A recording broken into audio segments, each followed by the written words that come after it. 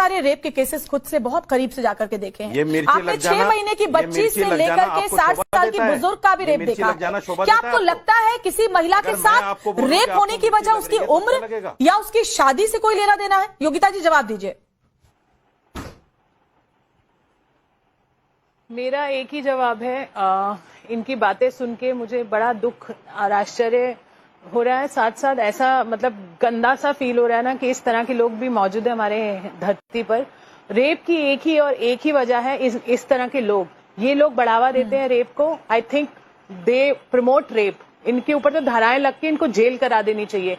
13 साल की 14 साल की बच्चियों में इनका पर्सनल इंटरेस्ट है, इसीलिए ये चाहते हैं कि ऐसी ऐसी बच्चियों की जल्दी शादी हो जाए ताकि इस तरह के गिद्ध उनको नोच डालें लीगली, क्योंकि इलीगली तो लोचते होंगे। मैं चैलेंज करती हूँ, इन्हीं का खुद का इंटरेस्ट है ऐसी छोटी बच्चियों में जो इस तरह की घिनौनी बातें कर रहे हैं, इस तरह के मौलाना।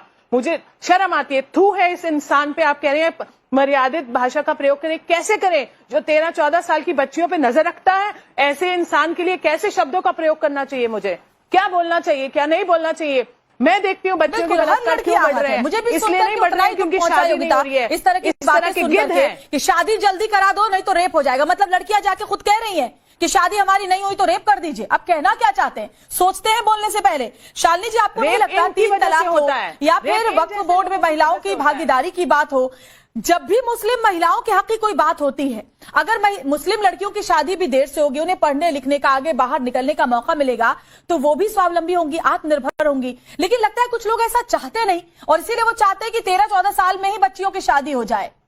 देखिए, आपने जो बात कही बिल्कुल सही कही। हम एक आधुनिक दौर में एक आधुनिक देश के तरफ हम बात करते हैं, विकसित भारत की हम बात करते हैं, अपने बच्चों को पढ़ाने के लिए हम बात करते हैं, बेटी पढ़ाओ बेटी बचाओ, हम ये सारी बात करते हैं।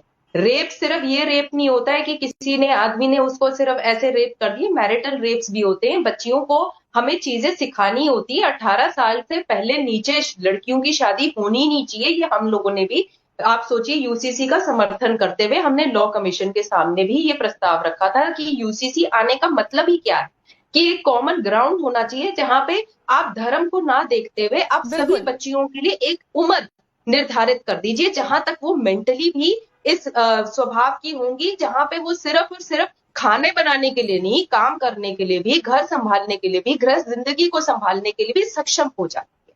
मुझे ऐसा लगता है कि मौलाना साहब को अपनी थिंकिंग को थोड़ा ब्रॉडन करना चाहिए एक सही प्रोस्पेक्टिव में।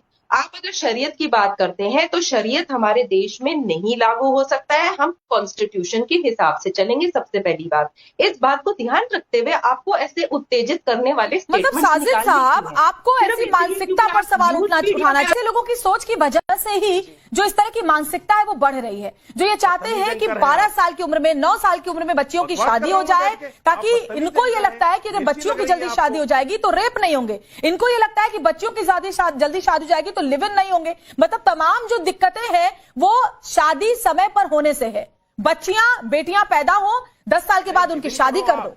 आपको लिव इन में रहना ठीक लगता है?